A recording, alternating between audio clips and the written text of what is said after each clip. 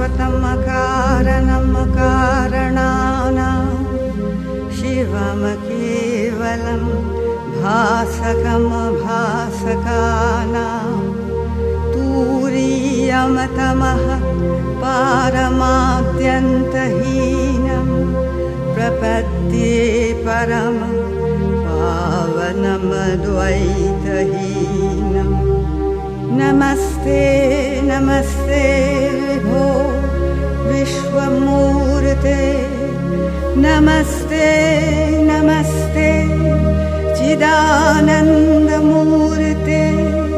नमस्ते नमस्ते तपोयोगगम्य, नमस्ते नमस्ते श्रुतिज्ञानगम्य।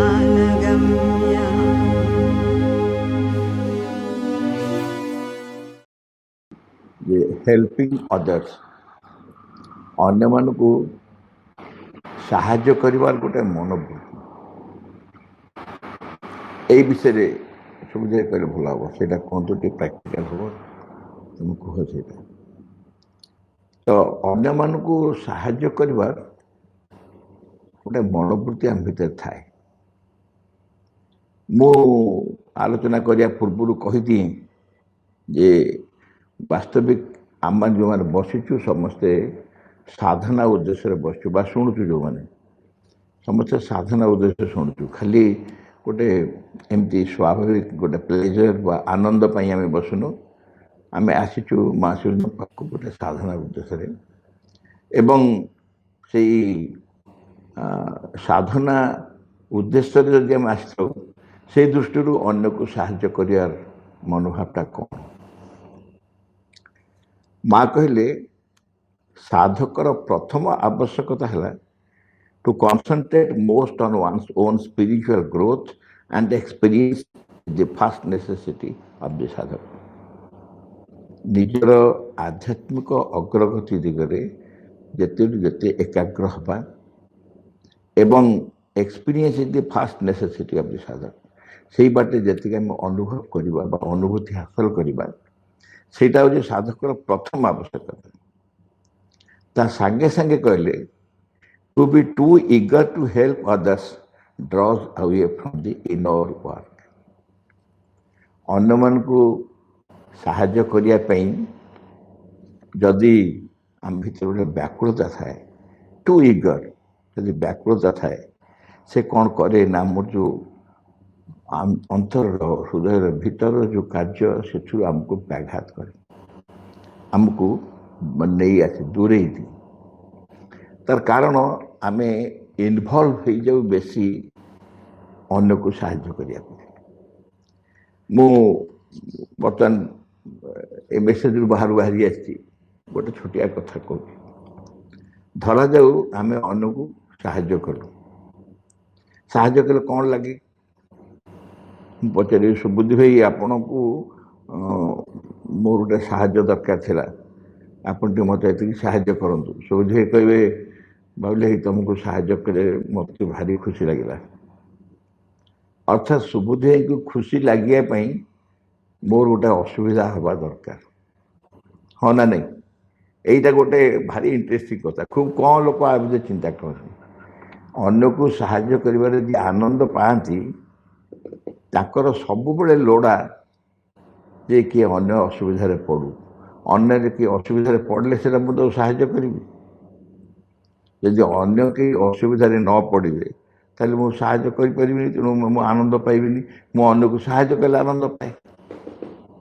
एटा ह्यूमर स्तर में कहूँ कि देख जिनसटा कौन आप मान भर निश्चय आम जो शुणुचु डाक्तर अपा भाई कई थे बोधे निश्चय से किसी खराब भावे। मुझे कहबी जे डाक्तर माने सब बड़े चाहती किसी रोगी थिबा दरकार, सब किसी रोगी थिबा दरकार। जदि कहुब गोटे समय रोगी नहांती कहीं डाक्तर माने कौन करेंगे, ताकर कार्य कौन हो। जदि रोगी नहांती क्या चिकित्सा करेंगे। कटक थे Shri Aurobindo legal unit meeting होता। श्री अरविंद लीगल यूनिट वकिल माने बस ସେଦିନ ସନ୍ଧ୍ୟା ବେଳେ ଗୋଟେ ତାଙ୍କର ଆଧ୍ୟାତ୍ମିକ ଆଲୋଚନା ଥିଲା, ଡାକିଥିଲେ ଆମ ବୁଲୁ ଭାଇ ଡାକ୍ତର। ଆଚ୍ଛା ଦେଖନ୍ତୁ, ଓକିଲମାନଙ୍କ ସଭାରେ ଡାକ୍ତର ହେଉଛନ୍ତି ବକ୍ତା। ବୁଲୁ ଭାଇ ଠିଆ ଗୋଟେ ଭାରି ଇଣ୍ଟରେଷ୍ଟିଂ କଥା କହିଲେ ଭାଇ ଭଉଣୀମାନେ, ଆପଣମାନେ ଜାଣନ୍ତି କି ନାହିଁ, ଭବିଷ୍ୟତରେ ଯେଉଁ ନୂତନ ସମାଜ ଆସୁଛି ସେଥିରେ ଆମ ଦୁଇ ଦଳଙ୍କର ଦରକାର ପଡ଼ିବନି। ଅର୍ଥାତ୍ ଓକିଲ ରହିବେନି କାହିଁକିନା କୋର୍ଟ କଚେରୀ ହେବନି, ଡାକ୍ତର ରହିବେନି କାରଣ କେହି ରୋଗଗ୍ରସ୍ତ ହେବେନି। ଏଇ ଦୁଇ ଦଳ ପ୍ରଥମେ ଦରକାର ପଡ଼ିବେନି, ଅନ୍ୟମାନଙ୍କ କଥାର ପଛରେ ଆସିବେ। ତେଣୁ ଗୋଟେ ଏଭଳି ସମାଜ ଆମେ କଳ୍ପନା କରୁଛୁ ଯେତେବେଳେ କି ଅସୁବିଧା ରହିବନି। ସେଇ ଅସୁବିଧା ରହିବନି ସମୟରେ ଯଦି ଆମେ କହୁଛୁ କେତେ ଜଣ ଅସୁବିଧାରେ ପଡ଼ନ୍ତୁ, ଦୁଃଖରେ ପଡ଼ନ୍ତୁ, ତାହେଲେ ମୁଁ ତାଙ୍କୁ ସାହାଯ୍ୟ କରିପାରିବି। ତେଣୁ ଅନ୍ୟକୁ ସାହାଯ୍ୟ କରିବାର ଯେଉଁ ଇଗରନେସ୍, ଯେଉଁ ଆଗ୍ରହ, ସେଇଟା ପ୍ରକୃତରେ ଗୋଟେ ଅନାବଶ୍ୟକ କଥା। ଆମର ଅନ୍ତର ଉପଲବ୍ଧି, ଅନ୍ତର ଜାଗୃତି, ଅନ୍ତର ଯେଉଁ କାର୍ଯ୍ୟ, ଅନ୍ତର ଯେଉଁ ସାଧନା, ସେଥିରୁ ଆମକୁ ବ୍ୟାହତ କରିନି। ମା ପୁଣି କହିଲେ to grow in the spirit, এটা ବହୁତ interesting. To grow in the spirit is the greatest help one can give to others, for then something flows out naturally to those around that helps them. ନିଜ ଆତ୍ମାରେ ଯିଏ ଅଭିବୃଦ୍ଧି ସାଧନ କରିବ, ନିଜ ଆତ୍ମାରେ ଯିଏ ଅଗ୍ରଗତି ସାଧନ କରିବ, ସିଏ ହେଉଛି ସବୁଠାରୁ the greatest help one can give to others. ଅନ୍ୟକୁ ଯଦି ସାହାଯ୍ୟ କରିବା ପାଇଁ ଆମେ ଚାହୁଁ, ତାହେଲେ ଆମ ନିଜ ଆତ୍ମାର ଯେତେ ଅଧିକ ଆମେ ଅଗ୍ରଗତି କରିପାରିବୁ, ତାହା ହିଁ ଅନ୍ୟକୁ ବହୁତ ବେଶୀ ସାହାଯ୍ୟ କରିପାରିବୁ। For them something flows out naturally to those around that help them. ତାହା କ'ଣ ହେବ ନା, ମୋ ଆତ୍ମାରୁ, ମୋ ଆତ୍ମା ଅଭିବୃଦ୍ଧି ସାଧନ କରୁଥିବ, ସେଥିରୁ ସ୍ୱାଭାବିକ ଭାବରେ କିଛି ସମସ୍ତଙ୍କୁ ଚତୁର୍ଦିଗ ଯୋଗାଣ ଅଛନ୍ତି ତାଙ୍କ ଉପରେ ପ୍ରଭାବ ପଡ଼ିବ ଏବଂ ତାପରେ ସେମାନଙ୍କ ସାହାଯ୍ୟ ଅଧିକ ହେବ। ଗୋଟେ ଉଦାହରଣ ନେବା, ଏଇ ଉଦାହରଣଟା ଅତ୍ୟନ୍ତ ସାଧାରଣ ଉଦାହରଣ, ଖୁବ୍ ଗୋଟେ ଉଚ୍ଚକୋଟୀର ଉଦାହରଣ।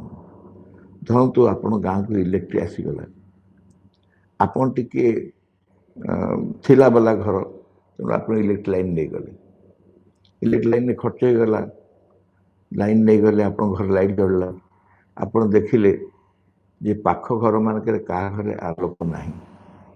ଆପଣ ସେଠୁ କ'ଣ କରିବେ, ଯେ ଠିକ୍ ଅଛି ସମସ୍ତେ ଗୋଟେ କାମ କର, ଗୋଟେ ତାର ପକେଇକି ସମସ୍ତଙ୍କ ଘରେ ଗୋଟେ 20 ପାୱାରର ବଲ୍ବ ଜାଳିଦିଅ, 20 ପାୱାର ଗୋଟେ ବଲ୍ବ ସବୁ ଜାଳିଦିଅ, ଯାହା ହେବ ହେବ। ଏଥିରେ ଆମେ ତାଙ୍କୁ ବେଶୀ ସାହାଯ୍ୟ କରିପାରିବା ନା ଯଦି ମୋ ଘର ଉପରେ ଯିଏ ଲାଇଟ୍ ନେଇଛି, ଇଲେକ୍ଟ୍ରି ନେଇଛି, ସେ ତା ଘର ଉପରେ ଗୋଟେ 50,000 ପାୱାରର ଇଲେକ୍ଟ୍ରିକ୍ ବଲ୍ବ ଜାଳିଦେବ, 50,000 ପାୱାରର ବଲ୍ବ ଜାଳିଦେବ। ସେ ଇଲେକ୍ଟ୍ରିରୁ ସମସ୍ତଙ୍କ ଘରକୁ ସ୍ୱଚ୍ଛ ଆନନ୍ଦ, ସ୍ୱଚ୍ଛ ଆଲୋକ ଅତ୍ୟନ୍ତ ବ୍ୟାପକ ରୂପରେ ପରିଚାଳିତ ହୋଇଯିବ। ସେ ଅନ୍ୟକୁ କାହାକୁ ଇଣ୍ଡିଭିଜୁଆଲି ସାହାଯ୍ୟ କରିବା ଦରକାର ପଡ଼ିଲାନି, ନିଜକୁ ଅଭିବୃଦ୍ଧି କଲା। ନିଜର ଅଭିବୃଦ୍ଧି କରିବା ଫଳରେ କ'ଣ ହେଲା ନା, ସ୍ୱାଭାବିକ ଭାବରେ ଅନ୍ୟମାନଙ୍କ ଭିତରେ ଯେଉଁ ସାହାଯ୍ୟ ପାଇବା କଥା ପାଇଲେ। এইটা ହେଉଛି ଆବଶ୍ୟକତା। ତାପରେ ମା କହିଲେ it is always so with human conduct. ମଣିଷମାନଙ୍କ ନେଚରରେ ପ୍ରାୟତଃ ଏହା ଥାଏ କ'ଣ, men want to help each other with a motive behind or feeling which proceeds from the ego. ଆମେ ସବୁ ମଣିଷମାନେ କ'ଣ କରନ୍ତି ନା, ପରସ୍ପରକୁ ସାହାଯ୍ୟ କରନ୍ତି ଅହଙ୍କାରର ତୁଷ୍ଟି ପାଇଁ, with a motive behind or a feeling, ଗୋଟେ ଉଦ୍ଦେଶ୍ୟ ଥାଏ, ଉଦ୍ଦେଶ୍ୟମୂଳକ ଭାବରେ ଆମେ ତାକୁ ସାହାଯ୍ୟ କରୁ, କାରଣ ସିଏ ବି ସାହାଯ୍ୟ କରିବ। ଆପଣମାନେ ସବୁ କେମିତି ଦିଆନିଆ ହୁଅନ୍ତି, ସବୁ କେମିତି ସବୁ ଦିଆନିଆ ହୁଅନ୍ତି। ତା ଆବଶ୍ୟକତା ବେଳେ ଦେଇଥିଲି, ଦେଖିଲା ମୋର ଅସୁବିଧା ଅଛି, ମୋତେ ଦେଲା ନାହିଁ, କି ସୁବିଧା କଲାନି, କିମ୍ବା ଯଦି ସୁବିଧା କରିବ ସେ ଯେତିକି ସୁବିଧା କରିଥିଲା ସେତିକି। ଏପରିକି ବାହାଘର ମାନଙ୍କରେ ମଧ୍ୟ ଆମେ ଯଦି କହୁ ବ୍ୟବହାର କ'ଣ ଫେରେଇବା, ଆରେ ତାଙ୍କ ବାହାଘରରେ ସେ ଟଙ୍କା ଦେଇଛନ୍ତି, ବ୍ୟବହାର କ'ଣ ଫେରେଇବା ନା, ବ୍ୟବହାର କ'ଣ ଫେରେଇବ?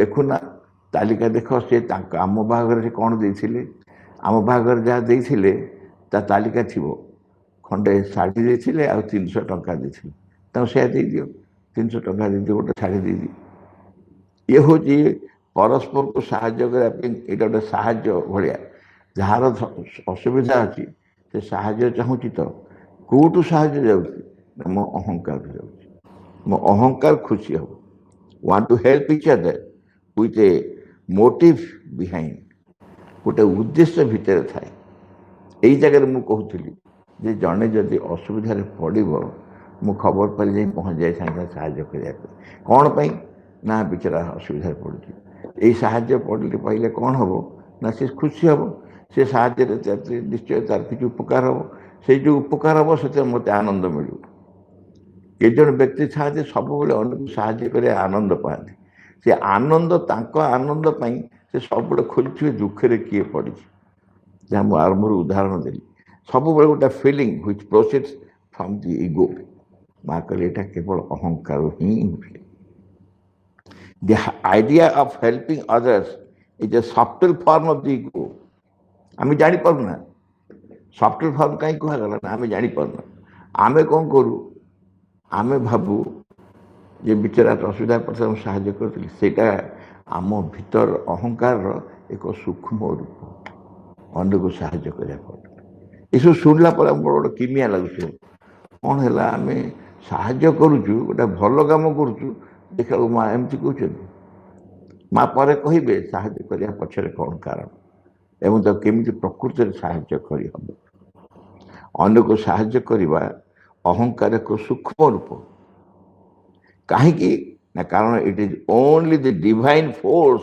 दैट कैन हेल्प किए साहाय्य कर आमे किए मनीष किए तार कौन सामर्थ्य अच्छी आम पाखे किसी अर्थ अच्छी किसी ज्ञान अच्छी किसी क्षमता अच्छी किसी योग्यता अच्छी आपको ही नहीं आम कह साहाय्य कर कि सामर्थ्य अच्छी असल सामर्थ्य हूँ डिवाइन फोर्स दिव्य शक्ति सी ही साहाय्य कर तुम कम कौन तुम जे साहाय्य करने बाहर आम जे साहाय्य करने बाहर आम कम कौन one can be it's instrument आम केवल से दिव्य शक्ति जंत्र हो पार जंत्र छड़ा आ कि जदि आम साहाय्य करने चाहूँ अहंकार नुह निज अहंकार प्रेरणा नुह भगवान को प्रेरणा दिव्य शक्तिर प्रेरणा भगवान को एक जंत्र हो साहाय्य करने चेष्टा कर बट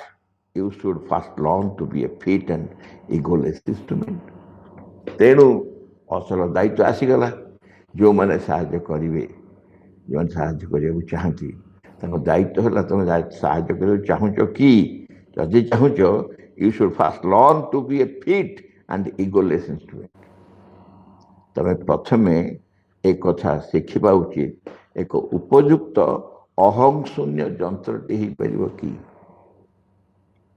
जिते क्या साहाय्य करने जाऊच से साहाय्य कला बेले तुम्हें निजे एक अहं शून्य कारण केवल भगवान का शक्ति ही साहाय्य कर तुम्हें कर तुम्हें जंत्र हवा दरकार जंत्र पर भी सामर्थ्य दरकार जंत्र भी गोटे योग्यता छा दरकार मो पाखे अच्छी बोली नुह भगवान कौन मत देवे धरा जाऊ आपंकर किसी आर्थिक असच्छलता अच्छी मुझे साहाय्य करी से अर्थ मो पाखे थिला मुझे आपको देली तार भितर एतक साधना हो गला साधना कौन है ना मो भीतर अर्थ नुह से अर्थ भगवान मु किए ना मुझे जंत्र मु कहीं दूसरी ना सी प्रेरणा देले बोली दूसरी मो इच्छा बाहबा कह प्रशंसा करे नुह मु केवल भगवान को खुशी करने भगवान को इच्छा भगवान चाहूँगी बोली भगवान को जंत्र हिसाब से जहाँ मोर भूमिका से अनुसार करी सी को कहुए वास्तविक साहाय्य जदि अन्य क्या साहाय्य कर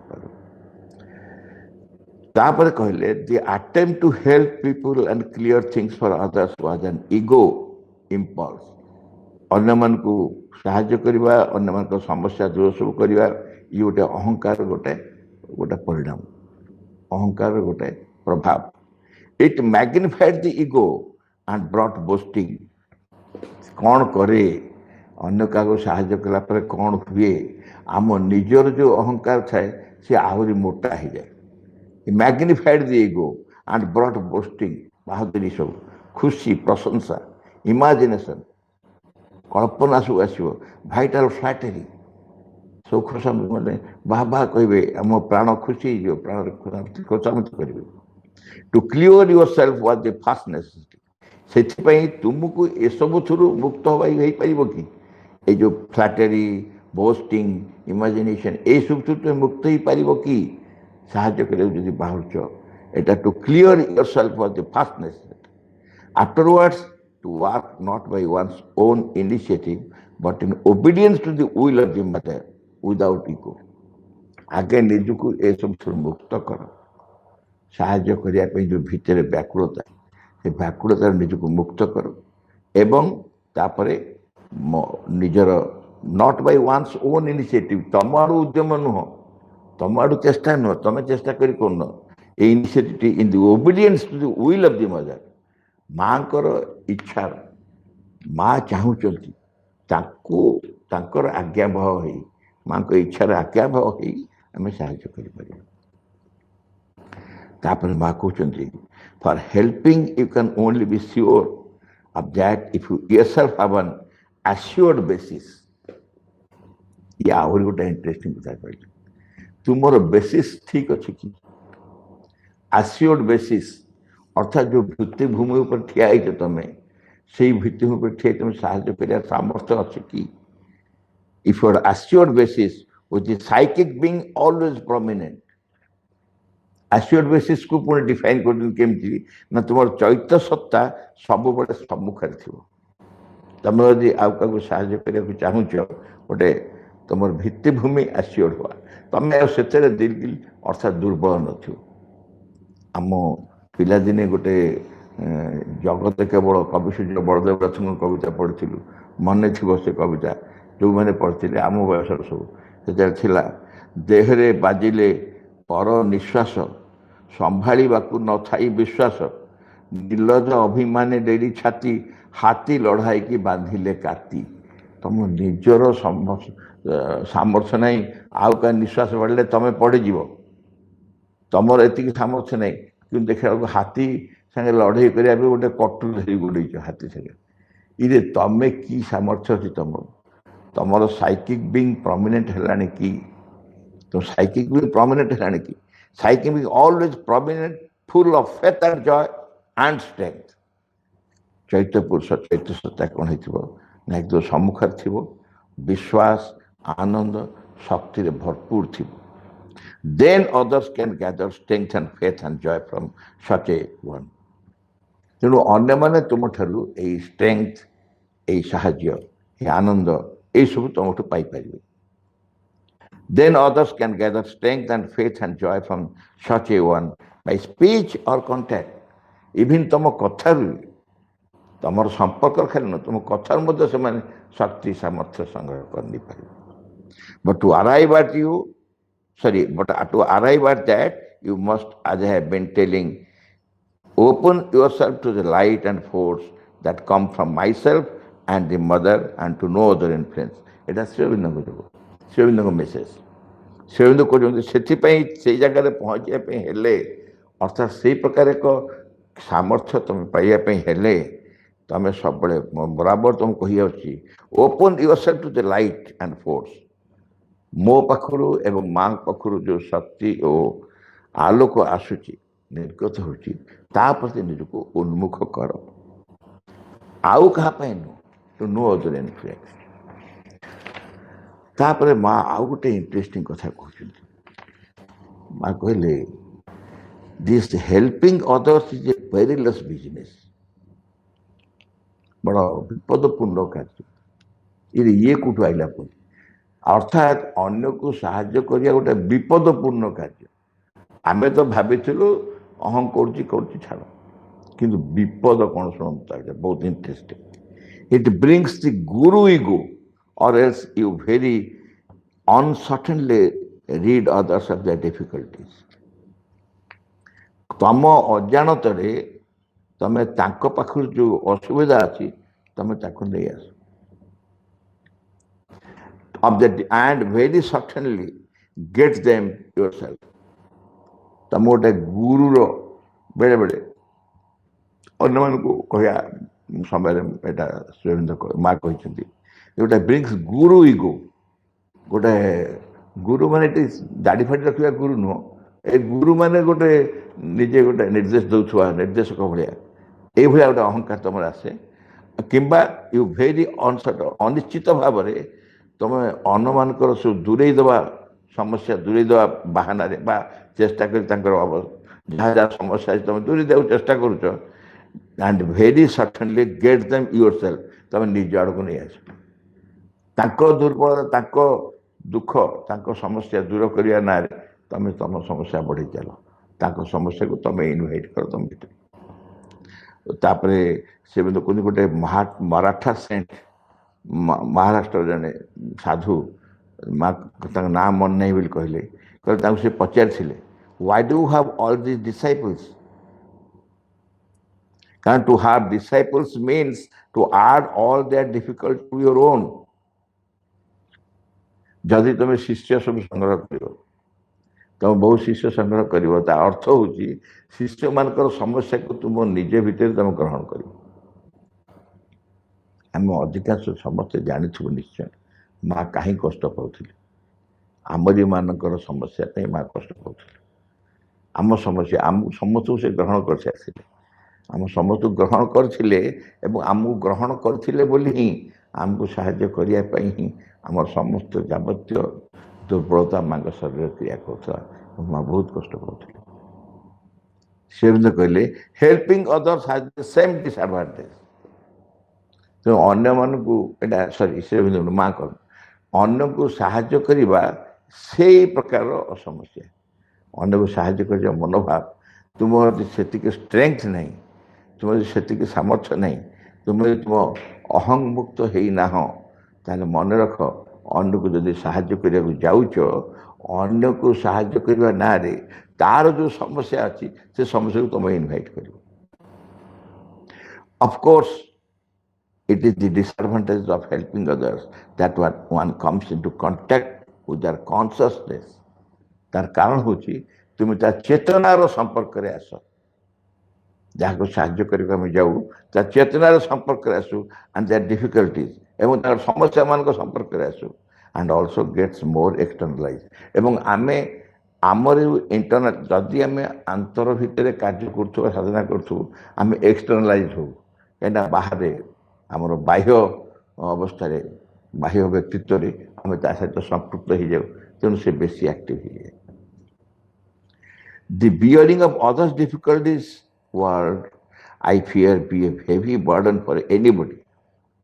ତେଣୁ ଅନ୍ୟମାନଙ୍କର ଡିଫିକଲ୍ଟି ଯେଉଁ ମା କହିଲେ the bearing of others' difficulties would, I fear, be a heavy burden for anybody. ତେଣୁ ଅନ୍ୟମାନଙ୍କର ଅସୁବିଧାକୁ ଯଦି ତମେ ଇନଭାଇଟ୍ କରୁଛ ତମ ଭିତରେ ମା କହିଲେ ବହୁତ ବଡ଼ ବୋଝ ତମ ପାଇଁ ହେବ। and I doubt the efficacy of the method.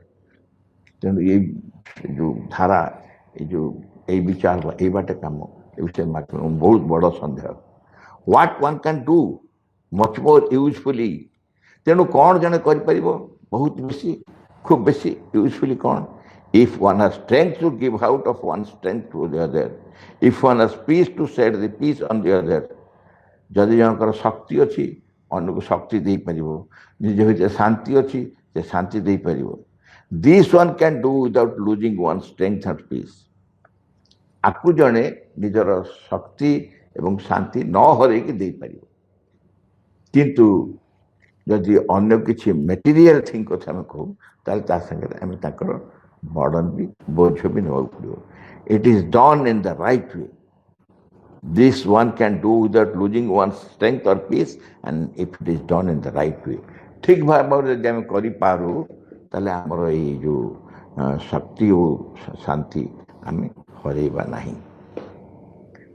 ପୁଣି କ'ଣ କହିଲେ to give oneself to an outsider is to go out from the atmosphere of sadhana.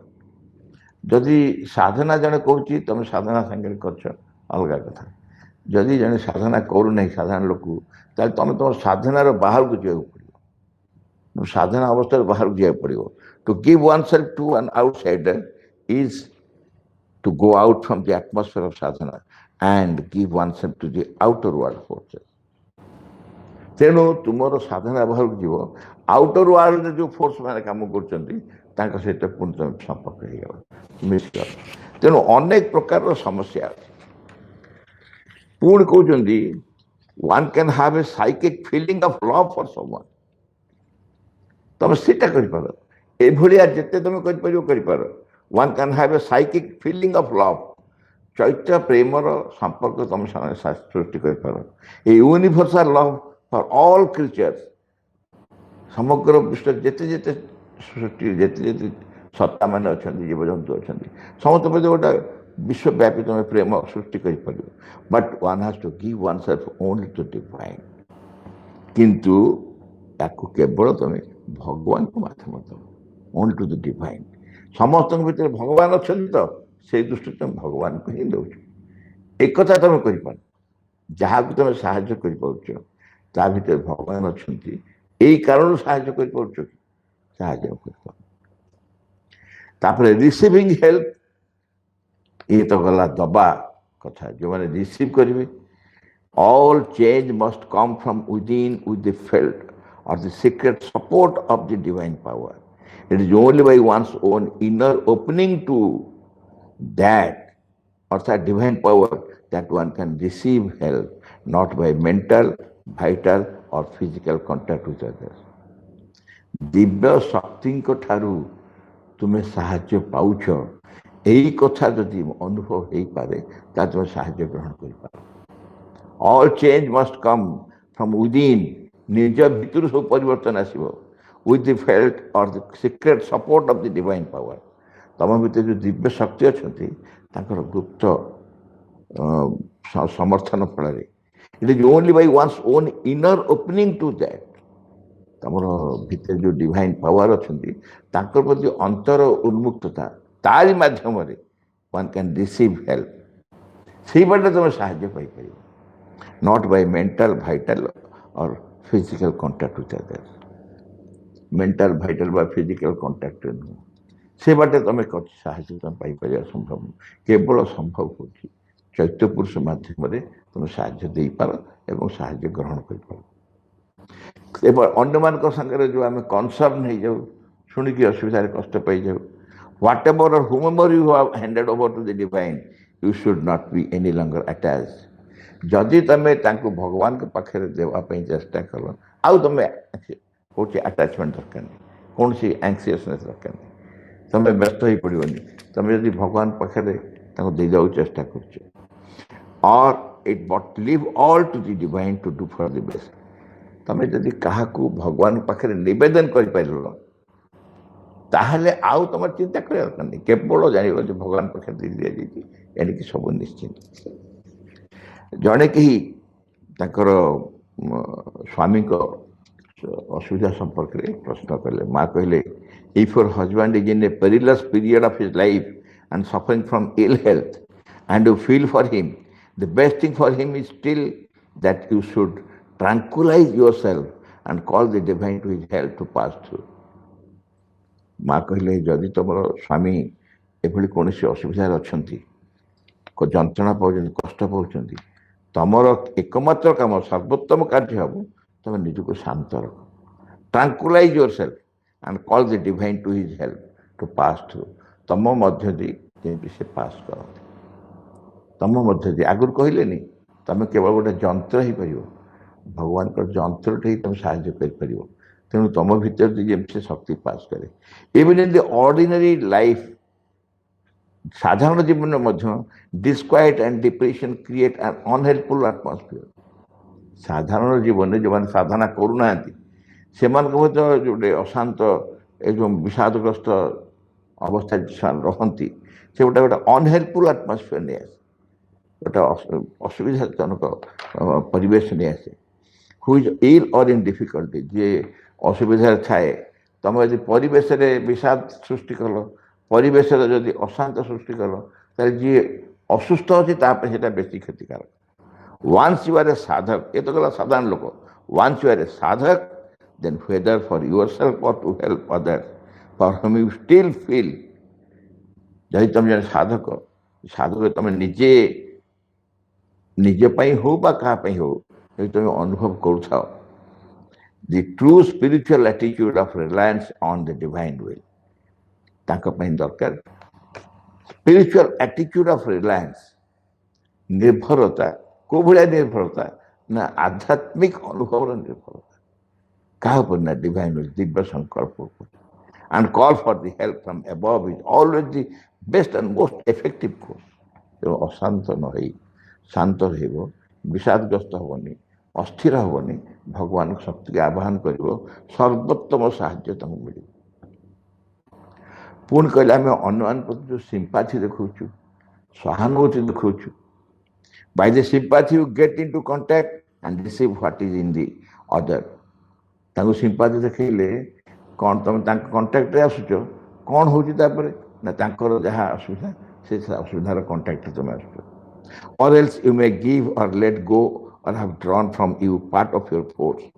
କିମ୍ବା ତୁମେ ତୁମ ଭିତରୁ କିଛି ତାଙ୍କୁ ଦେଇ ଦେଉଛ, have drawn କିଛି ତାଙ୍କୁ କିଛି ନେଇ ଆସୁଛ, କିଛି your part of your force, ତମର ଶକ୍ତିର କିଛି, and which goes to the other। it is the vital sympathy which has this effect। ଏଠି ପ୍ରାଣର ଯେଉଁ ସହାନୁଭୂତି ଏଇ ପ୍ରକାର ହୁଏ। ତୁମେ ତାଙ୍କୁ କିଛି ଦେଇ ଦେଉଛ, ତାଙ୍କଠୁ ନେଇ ଆସୁଛ, ତାଙ୍କୁ ଦେଇ ଦେଉଛ, ତମେ। ଏଇଟା ଆପଣମାନେ ସମସ୍ତେ ଅନୁଭବ କରିଥିବେ। କାହା ଘରେ ଗୋଟେ ଅସୁବିଧା ପଡ଼ିଥିଲେ ଆପଣ ଯଦି ସେଠି ଯାଇଥିବେ, ଫେରିକି ଆସିଲା ବେଳେ ଆପଣ ଘରେ ଆପଣଙ୍କୁ ନିଶ୍ଚୟ ପଚାରିବେ କ'ଣ ହେଲା, କେଉଁଠି ଯାଇଥିଲ କି, କ'ଣ ହେଇଛି କି? କାରଣ ଆପଣ ଯେଉଁ ଅବସ୍ଥାରେ ଥିଲେ ସେଇ ଅବସ୍ଥାରେ କିଛି ସାଙ୍ଗରେ ଧରିକି ଆସିଛନ୍ତି। ଆପଣ ଭିତରେ ସେ ଆସିଛି, ଆପେ ଆପେ ଆସିଛି, ଆପଣ ଇନଭାଇଟ୍ କରିନାହାନ୍ତି, ଆପଣ ଡାକି ନାହାନ୍ତି। କୌଣସି ଅସୁବିଧାରେ ଥିବା ବ୍ୟକ୍ତି ପାଖରେ ଯଦି ଆପଣ ନିଜେ ସେଇଭଳି ସମର୍ଥ ନୁହନ୍ତି, ସେଇଭଳି ସାମର୍ଥ୍ୟ ନାହିଁ, ଆପଣ ଯାଇ ପହଞ୍ଚନ୍ତି ମାନେ ନିଶ୍ଚୟ କିଛି ତାଙ୍କ ଅସୁବିଧାରୁ ଆପଣ ଗ୍ରହଣ କରିଥିବେ।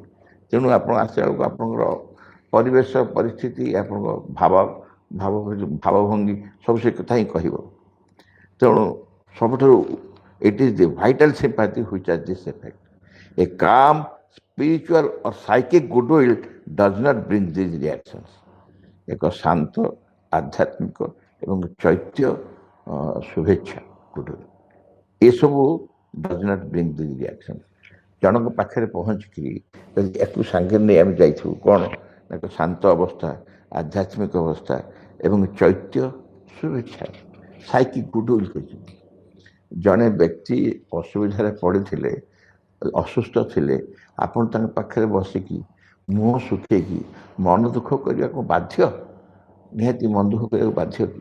ମୁଁ କହୁନି ହସିବ ବୋଲି, ହସିବ ବୋଲି କହୁନି, କିନ୍ତୁ ନିଜ ଭିତରୁ ଶୁଭେଚ୍ଛା ସୃଷ୍ଟି କରିପାରିବେନି। ତା ପ୍ରତି ଶୁଭେଚ୍ଛା ସୃଷ୍ଟି କରିଲେ ସ୍ୱାଭାବିକ ଭାବରେ, ଯେମିତି ସ୍ୱାଭାବିକ ଭାବରେ ତୁମେ ଥାଅ, ସେ ସ୍ୱାଭାବିକ ଢଙ୍ଗରେ ତା ପ୍ରତି ଗୋଟେ ଶୁଭେଚ୍ଛା ସୃଷ୍ଟି କରିବା। ଯେଉଁ ଶୁଭେଚ୍ଛା ଫଳରେ ହିଁ ତାର ଯେଉଁ ସମସ୍ୟା ସେ ଦୂର ହେଇପାରିବ। ତା ନହେଲେ କ'ଣ ହେବ ନା ଆପଣ ଯଦି ସିଏ ଯେଉଁ ଅବସ୍ଥାରେ ଅଛି ସେଇ ଅବସ୍ଥାକୁ ଚାଲିଗଲେ, ତାହେଲେ ନା ତାର ଲାଭ ହେଲା ନା ଆପଣଙ୍କର ଲାଭ ହେଲା, କିଛି ନାହିଁ, ଉଭୟର ବରଂ କ୍ଷତି ହେଲା। ତାପରେ ମାଆକୁ ଜଣେ ପ୍ରଶ୍ନ କଲେ ଯେ to think one can help others is a defect in the sadhana. ମା ଅନ୍ୟମାନଙ୍କୁ ସାହାଯ୍ୟ କରିବା ଏ ସାଧନାରେ ଗୋଟେ ସମସ୍ୟା, ଏ ଡିଫେକ୍ଟ, ଗୋଟେ ତ୍ରୁଟି।